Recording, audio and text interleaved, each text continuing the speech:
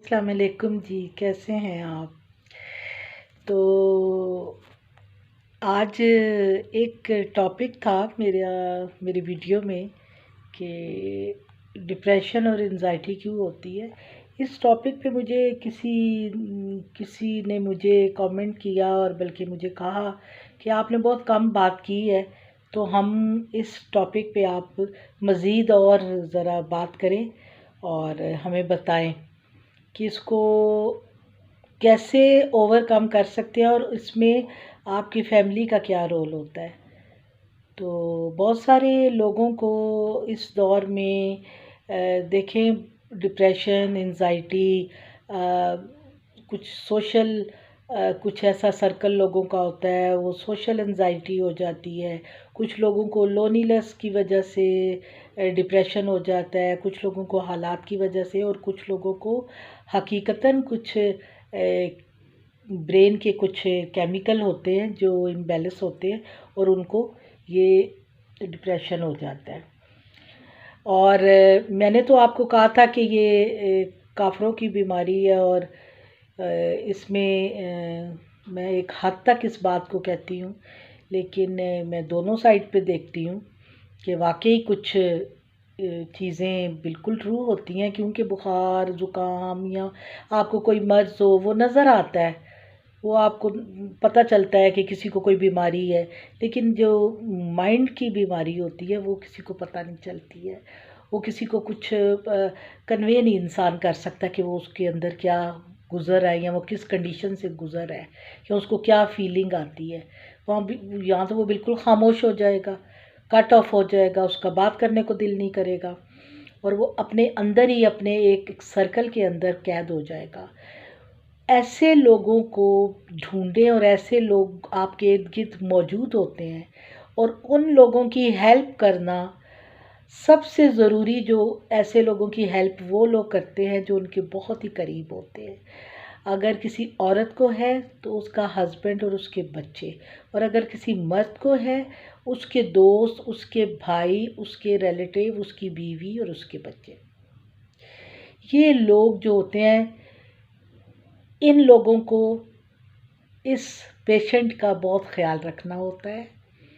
उसको देखना होता है कि वो किस वजह से इस चीज़ में फंस के रह जाता है।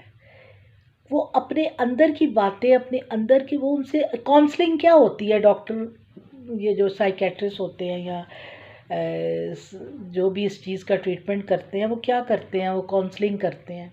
काउंसलिंग होती क्या है असल में? काउंसलिंग एक्चुअली आपसे बात करना होती है, आपके अंदर की चीज़ें निकालना होता है। तो वो काउंसलिंग डॉक्टर करता है और फिर उसको अपने उस चीज़ से निकालने के लिए उसको हेल्प आउट करता है। लेकिन सबसे ज़रूरी जो लोग होते हैं वो आप उसके इर्द गिर्द होते हैं। सिर्फ उसको प्यार से अपने पास बिठाएं, उसका हाथ पकड़े, उससे हमदर्दी का इजहार करें, और उससे देखें कि वो कहाँ पर वो, मतलब अगर उसको किसी चीज़ का वहम है या कोई उसको कोई बीमारी का वहम है या उसको अपने किसी चीज़ का अंदर से वो घुल रहा है कोई सोच के, तो उसको उससे डिस्कस करें, उससे प्यार से बात करें, उसको समझाने की कोशिश ना करें, क्योंकि वो ऑलरेडी ब्रेन के उस अजीब से चीज़ों में फंसा हुआ होता है कि वो आपको बहुत सारी चीज़ें बता भी नहीं सकता।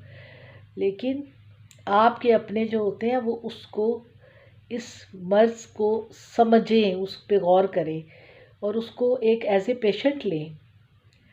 उसका डाइट का ख्याल रखें, उसको थोड़ा सा उसकी ज़िंदगी को थोड़ा सा लाइट मोड में लेके आएँ, उस पे रिस्पॉन्सिबिलिटी ना डालें। वो ज़िम्मेदारियाँ और ये इस तरह की चीज़ों से थोड़ा सा हट के उसको थोड़ा सा अपने लिए जीने दें।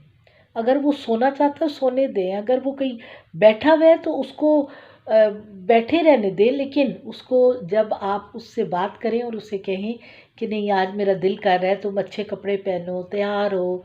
हस्बैंड है तो बीवी को कहे, बीवी है तो वो हस्बैंड को कहे, जो भी इस मर्ज़ का शिकार है। अब आ जाता है ट्रीटमेंट की बात, तो डॉक्टर को चेक कराएं, ज़रूरी है।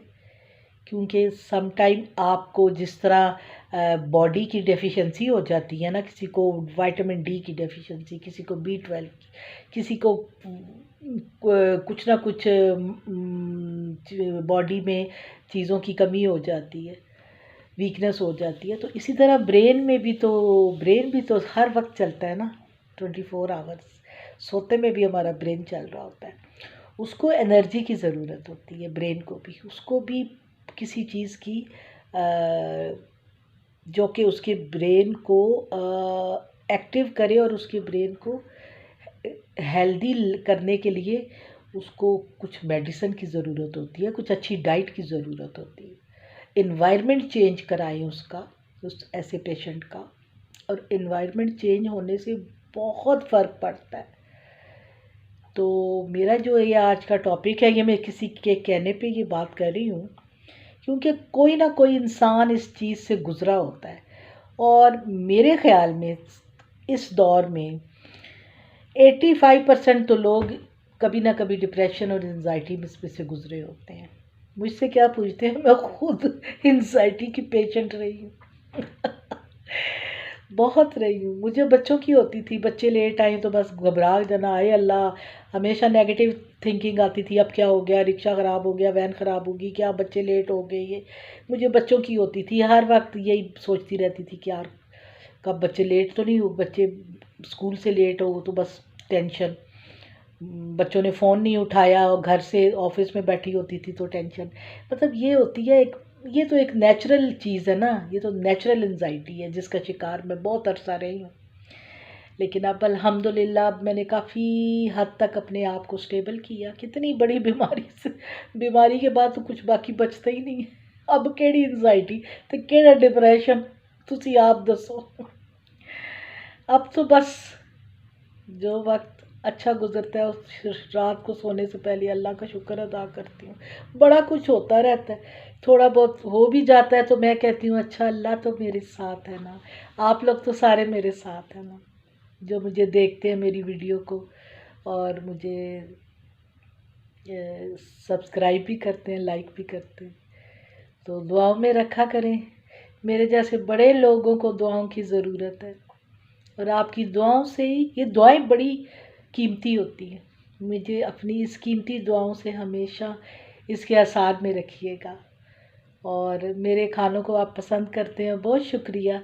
और इस शुक्रिया के साथ और दुआओं के साथ अल्लाह हाफिज़।